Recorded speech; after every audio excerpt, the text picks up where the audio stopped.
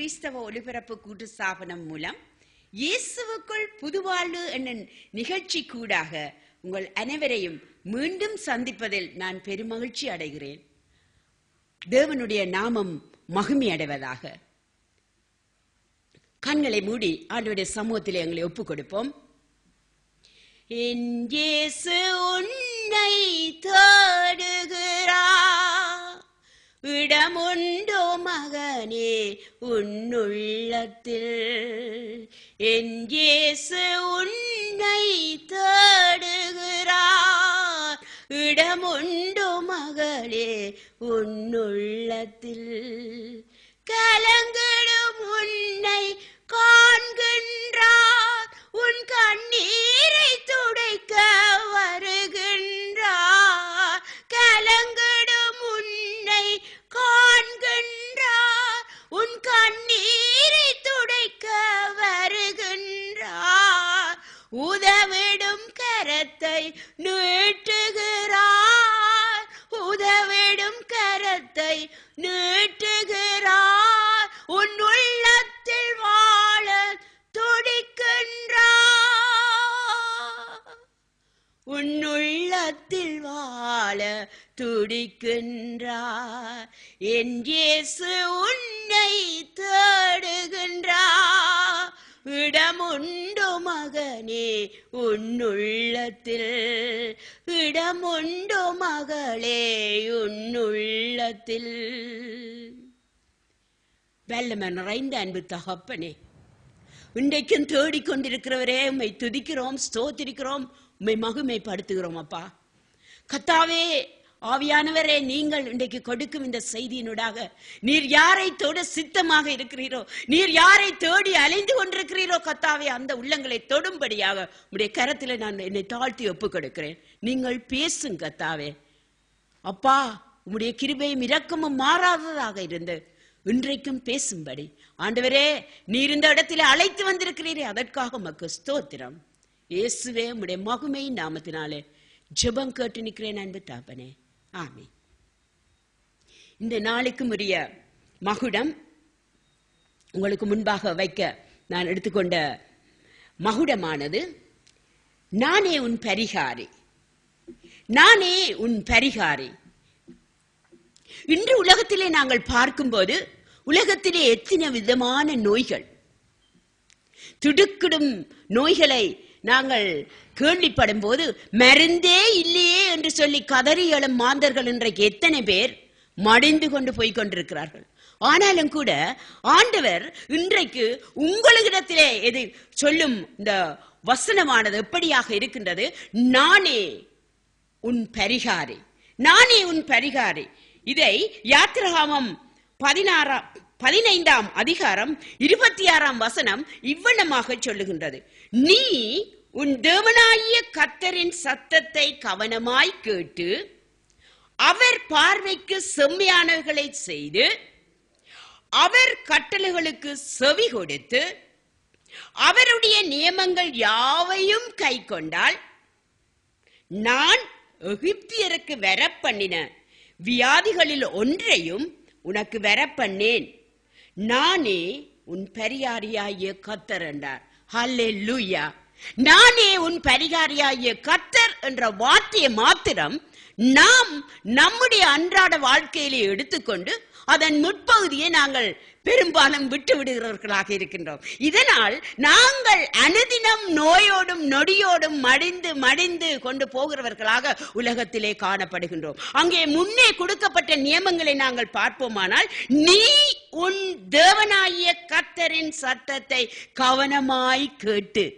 எனவே நாங்கள் ஜீவனுள்ள தேவனாகிய நம்முடைய தேவனுடைய சத்தத்தை அனுதினம் கேட்க வேண்டியவர்களாக இருக்கிறோம். ஹல்லேலூயா. சகோதரனே, சகோதரியே, மகளே, நீ அனுதினம் உன் தேவனாகிய சத்தத்தை உன் வாழ்க்கையிலே கேட்கிறாயா? இரண்டாவது, அவர் சத்தத்தை கேட்பது மாத்திரமல்ல, அவர் பார்வைக்கு செம்மையானவைகளை செய்து. அவருடைய பார்வையிலே நாங்கள் செம்மையானவைகளை செய்வதற்கு அழைக்கப்பட்டிருக்கிறோம். அல்லேலூயா. நம்முடைய வாழ்க்கையிலே, நம்முடைய வழிகளிலே, நம்முடைய நியமங்களிலே நாங்கள் எப்படி எப்படியான வழியிலே வாழ்கின்றோம், எப்படியான வழியை நாங்கள் கடைபிடித்து நடக்கின்றோம், என் வாழ்க்கை செம்மையானதாக இருக்கின்றதா, சற்று நாங்கள் சிந்தித்து பார்க்க வேண்டியவர்களாக இருக்கின்றோம். என்ன சொல்லப்படுகின்றது? அவர் பார்வைக்கு, யாருடைய பார்வைக்கு? தேவனுடைய பார்வைக்கு நம்முடைய வாழ்க்கை செவ்வியானதாக அமைய வேண்டும். நாங்கள் உலகத்துக்கு ஒத்த வேஷன் தரிப்பவர்களுக்காக அல்ல, தேவன் நம்மை அழைத்திருக்கின்றார். ஹல்லேலூயா. நம்மை ஒரு வேறு பிரித்த ஜனமாக தேவன் நம்மை அழைத்திருக்கின்றார். நாங்கள் மற்றவர்களுக்கு தேவனை வெளிப்படுத்தும் சாட்சி பொருளாக நம்மை அங்கே முன்னாக அழைத்திருக்கின்றார். கிறிஸ்துவுக்குள் அன்பானவர்களே, தேவ பிள்ளைகளே, ஆண்டவருடைய பார்வைக்கு நாங்கள் செம்மையானவர்களாக வாழ வேண்டுமானால் நீங்கள் நினைக்கலாம் இந்த உலகத்தை விட்டு நாங்கள் பிரிந்து வாழ வேண்டும் என்று. அல்ல, தேவன் சொல்லுகிறார் இந்த உலகத்துக்குள் ஒளி கொடுப்பவர்களாக உங்களை அழைத்திருக்கின்றார். அது எப்படி முடியும்? உலகமே பாவத்துக்குள் இருள் சூழ்ந்து போய் கொண்டிருக்கும் இந்த நாட்களிலே தேவனுடைய பார்வைக்கு நான் எப்படி செம்மையாக நடக்க முடியும் என்று உங்களுடைய உள்ளம் இந்த வேளையிலே கேள்விக்குறியாக இருக்க முடியும். கடலிலே பரந்த சமுத்திரத்தை உண்டாக்கிய தேவாதி தேவன் அந்த கடலிலே மீன் கூட்டங்களை உண்டாக்குகின்றார். அந்த மீனானது அந்த கடலின் நீருக்குள்ளே தான் வாழ்ந்து கொண்டிருக்கின்றது. ஆனாலும் கூட அந்த மீனை கொண்டு வந்து ருசிப்பவர்கள் ஒரு நாளும் மீன் உப்பாக இருக்கின்றது சொன்னதை நீங்கள் கேள்விப்பட்டிருக்கிறீர்களா? அதே போன்றதுதான் கிறிஸ்தவனுடைய வாழ்க்கை. இந்த பரந்த பாவ பூமியிலே நீ வாழ்வாயானாலும் உன்னுடைய வாழ்க்கை மற்றவர்களுக்கு ருசியை கொடுக்கும் வாழ்க்கையாக இருக்க வேண்டும். ஹல்லேலூயா. அதைத்தான் தேவன் எதிர்பார்க்கின்றார். அவருடைய பார்வைக்கு நாங்கள் செம்மையானவர்களாக இருக்க வேண்டியவர்களாக இருக்கின்றோம். அது மாத்திரமல்ல, அவர் கட்டளைகளுக்கு செவி கொடுத்து, ஹல்லேலூயா, அவருடைய கட்டளைகளுக்கு செவி கொடுப்பது என்பது அவரை நமக்குள்ளே நாங்கள் எடுத்துக்கொள்ளும் போது அந்த கட்டளைகளை அவர் நிறைவேற்றுந்தவனாக இருக்கின்றார். மகனே, மகளே, இன்று உன்னுடைய வாழ்க்கை மறுபுறப்படைந்து அவரை உனக்குள்ளே வாழ அனுமதித்திருக்கின்றதா? நீ அனுமதித்திருப்பாயானால் அவருடைய கட்டளைகள் அவரனூடாக உன்னோடு வெளிப்பேடும், உன்னோடு பேசும், உன்னூடாக அது நிறைவேறும். ஹல்லேலூயா. அடுத்ததாக என்ன சொல்லப்படுகின்றது? அவருடைய நியமங்கள் யாவையும் கை கொண்டு, அவருடைய நியமங்கள் அதை கை கொள்ள வேண்டியவர்களாக நாங்கள் அழைக்கப்பட்டிருக்கின்றோம். எனவே அவருடைய நியமங்களை நாங்கள் கை கொண்டு நடக்கும் போதுதான் அங்கே பிற்பகுதியை நாங்கள் பார்ப்போமானால் என்ன செய்கின்றது? நான் எகிப்தியருக்கு வர பண்ணின நோய்களில் ஒன்றையும் உனக்கு வர பண்ணேன். இவ்வளவத்தை நாங்கள் கடைபிடிக்கின்றோமா? இவ்வளத்தை நாங்கள் ஏனோ தானோ என்று விட்டுவிட்டு என்னத்தை சொல்லுகின்றோம்? நானே உன் பரிகாரியாகிய கர்த்தர் என்று சொன்னீரே தேவனே, எங்கே உம்முடைய பரிகாரம் என்று சொல்லி பல வேளைகளிலே நாங்கள் கண்ணீரோடு அவருடைய பாதத்திலே விழுகின்றோம். உன் நோய்க்கு காரணம் என்ன என்பதை அவருடைய சமூகத்திலே இருந்து நாங்கள் கேட்க வேண்டியவர்களாக இருக்கின்றோம். இப்படியான நிபந்தனைகள் என்னுடைய வாழ்க்கையிலே நிறைவேறிக் கொண்டிருக்கின்றதா? சற்று சிந்தித்து பார்ப்போம். இப்பொழுது நாங்கள் இதை தேவனுடைய வசனத்தினூடாக ஆராய்வோம்.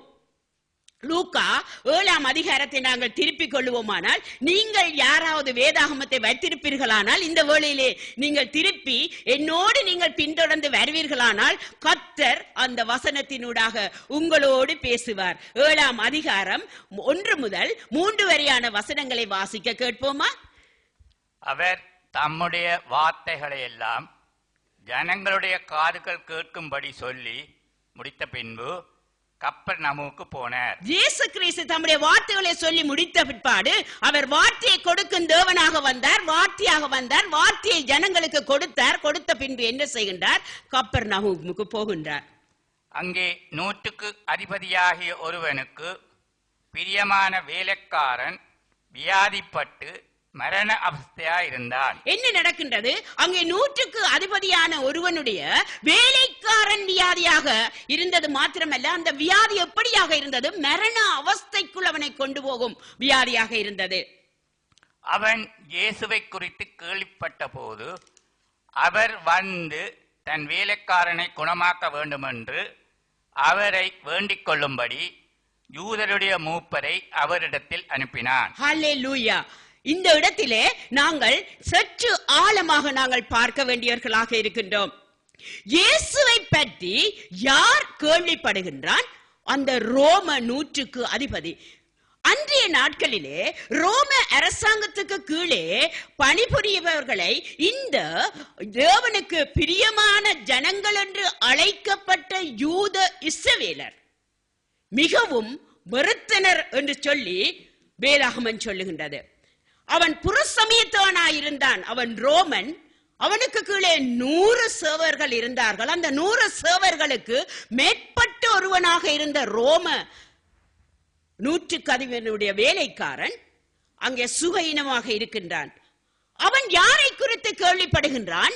இந்த இயேசுவை குறித்து கேள்விப்படுகின்றான். அவன் இயேசுவை குறித்து கேள்விப்பட வேண்டுமானால் யாரோ ஒருவர் அவனுக்கு இயேசுவை குறித்து சொல்லி இருக்க வேண்டும். அதைத்தான் நம்முடைய இயேசு நமக்கு பணியாக வைத்து போனார். ஹல்லேலூயா. அவர் இந்த உலகத்திலே வந்து ஜீவித்து எங்களுக்காக பாடுபட்டு சிலுவையில் அறையுண்டு மரித்து அடக்கம் பண்ணப்பட்டு உயிர்த்தெழுந்து அவர் பரலோகத்துக்கு எடுக்கப்படும் என்பதாக கொடுத்த கடைசி வசனம், அதாவது மாற்கு 16ஆம் அதிகாரம் 15ஆம் வசனம் பின்பகுதி இவ்வளமாக சொல்லுகிறது. அவர்களை நோக்கி, நீங்கள் உலகமெங்கும் போய் சகல சிருஷ்டிக்கும் சுவிசேஷத்தை பிரசங்கியுங்கள். ஹல்லேலூயா. அவர் சொல்லவில்லை உலகம் முழுவதும் திரிந்து உங்களுக்கு ஏற்ற விதமாக ஏற்றதை செய்யுங்கள் என்று சொல்லாதபடிக்கு சுவிசேஷத்தை பிரசங்கியுங்கள். சுவிசேஷம் என்றால் என்ன? இயேசு கிறிஸ்துவே சுவிசேஷம். ஹல்லேலூயா. இன்று நாங்கள் இயேசு கிறிஸ்துவை சொல்லுகின்றோம் என்று எதையோ சொல்லுகின்றோமே. சற்று நம்மை நாமே சிந்தித்து பார்ப்போம்.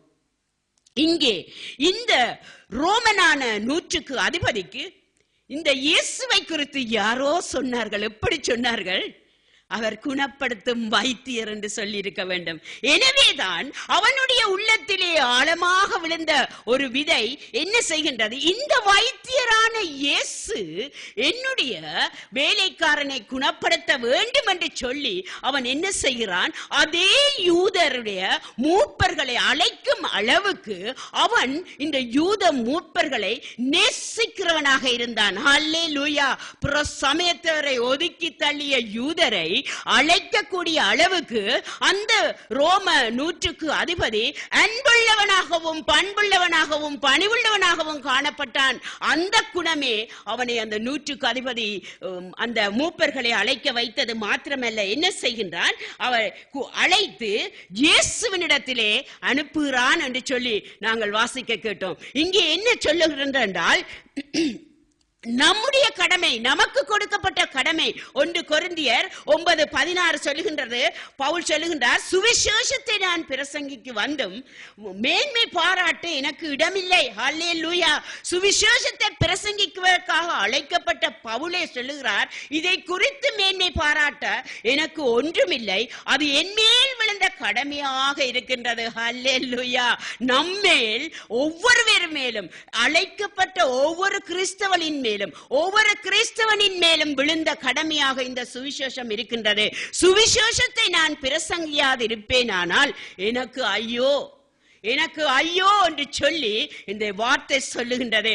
அடுத்தது 2வது நாங்கள் பார்ப்போமானால் இங்கே 4ஆம் வசனத்திலே இருந்து 5ஆம் வசனத்தை நாங்கள் வாசிக்க கேட்போம். அவர்கள் இயேசுவிடத்தில் வந்து அவரை கரித்தாய் வேண்டிக் கொண்டு, நீர் இந்த தயவு செய்வதற்கு அவன் பாத்திரனா இருக்கிறான். ஆமென். அவன் தம்முடைய ஜனத்தை நேசிக்கிறான். அவன் நம்முடைய ஜனத்தை நேசிக்கிறான். நமக்கு ஒரு ஜெப ஆலயத்தையும் கட்டினார் என்றார்கள். நமக்கு ஒரு ஜெப ஆலயத்தையும் கட்டினான் என்று சொல்லி யூதர் அந்த மூப்பர்கள் இயேசுவினிடத்திலே போய் சொன்னார்கள். யார் இந்த யூத மூப்பர்கள்? தேவனால் அழைக்கப்பட்ட ஜனங்கள். அது மாத்திரமல்ல, தேவன் நமக்கு மாத்திரமே சொந்தம் என்று நினைக்கும் ஒரு கூட்டத்தினர். அத்தோடு மாத்திரமல்ல, தங்களுடைய நியாய பிரமாணங்களை, நீதி சட்டங்களை நாங்கள் கற்பது மாத்திரமல்ல, நம்முடைய விருத்த சேதனமும் இதுவும் இருந்தால் நம்முடைய நற்கிரியைகளினாலே பரலோக ராஜ்யத்தை நாங்கள் அடைய முடியும் என்ற நம்பிக்கையோடு இருந்தவர்கள் இந்த யூதர்கள். எனவே இந்த யூதர்கள் என்ன போய் சொல்லுகிறார்கள்? இந்த இயேசுவிடத்திலே வந்து அவரை கருத்தாய் வேண்டிக் கொண்டு, இந்த தயவு செய்கிறதற்கு.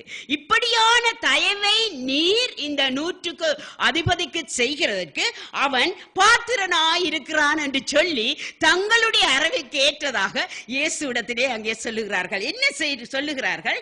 அவன் நம்முடைய ஜனத்தை, யூதர்கள் சொல்லுகிறார்கள், யூதர்களை அவன் நேசிக்கிறான். அவன் ரோமனாக இருந்தாலும் கூட அவன் யூதர்களை நேசிக்கிறான். அது மாத்திரமல்ல, நமக்கு ஒரு தேவாலயத்தை கட்டி தந்தான். பாருங்கள், கிரிகைகளினாலே தேவனை தேடலாம் என்று நினைக்கிறார்கள். இன்று உலகத்திலே அப்படித்தான் மனிதர் நினைக்கிறார்கள். நாங்கள் எதையோ